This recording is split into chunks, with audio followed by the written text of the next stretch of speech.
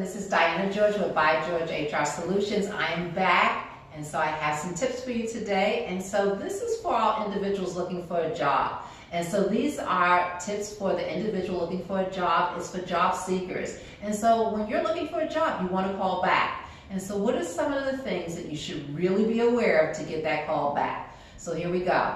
Tip number one is an updated resume.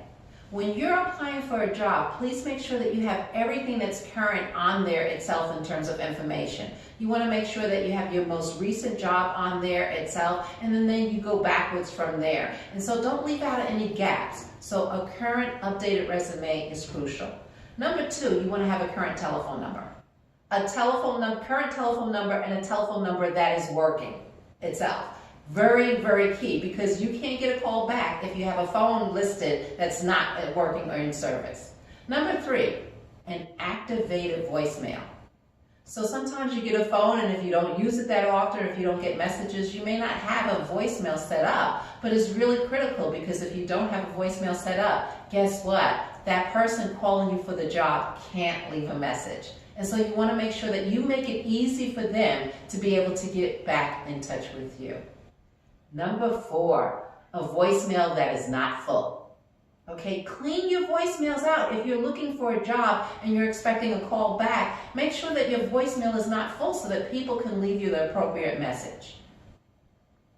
Number five, timely follow-up. So if you get that call back, make sure you respond right away and you let people know your interest itself so that they know whether or not they want to continue looking for an applicant. And then also, most of the time when people are looking for jobs and looking for candidates, they usually have 2 or 3 that they selected. And so if they're calling you and you don't call them back on a timely basis, then guess what? They go to that next person on the list. So those are my 5 tips for you job seekers that are looking for a job. But guess what? Today we have a bonus for you. So I have a few bonus things, and I think that these are some real important things that you should be aware of.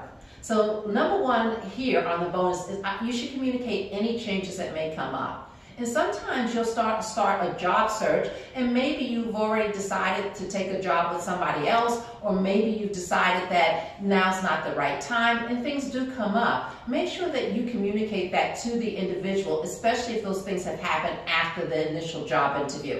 It's okay. We understand that things do come up, but we don't know unless you tell us. So make sure that you communicate that.